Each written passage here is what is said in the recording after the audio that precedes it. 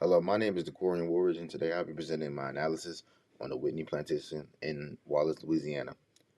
Unlike most plantations museums in the United States, Whitney Plantation is unique because it centers its story on lives of enslaved Africans rather than the white owners. This landmark allows us to understand plantation life from not from the viewpoint of wealth and power, but the perspective of those who forced labor that made health possible.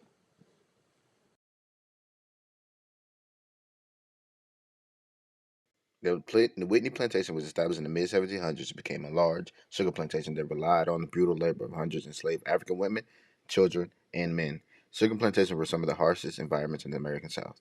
Workers faced long hours, extreme heat, and dangerous working conditions. The main house, slave quarters, and outbuildings at Whitney remained preserved, offering a haunting but powerful look at what daily life was like for the enslaved population. Plantation life for enslaved Africans was defined by labor, surveillance, and resistance. At Whitney, enslaved people worked in the fields cutting sugar cane, boiling sugar in scandalous conditions, and maintaining the property under the constant threat of punishment. Families were often separated, and people had no legal rights. Yet the built communities shared songs, preserved African traditions, and resisted dehumanization in both subtle ways. Over the Whitney site featured memorials and graves with the names of enslaved people who lived there. Today, Whitney Plantation stands as the first museum in the U.S. dedicated entirely to slavery. It educates visitors about the realities of plantation life through exhibits, sculptures, and histories of the enslaved.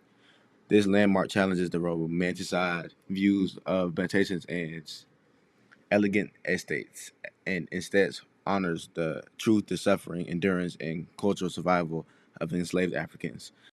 In our African American history course, we studied that the slave trade, chattel slavery, and the economic systems that shaped early America.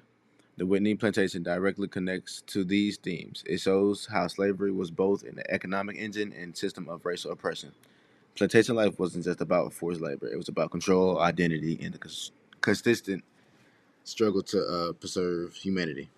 By studying, by studying Whitney, we see how enslaved people contributed to foundations of American agriculture and even freedom movements. In conclusion, the Whitney Plantation National Historic Landmark transforms our understanding of plantation life by shifting focus from the owners to the enslaved. It stands as a place of remembrance, education, and truth telling, a powerful tool for learning about American history, African American history.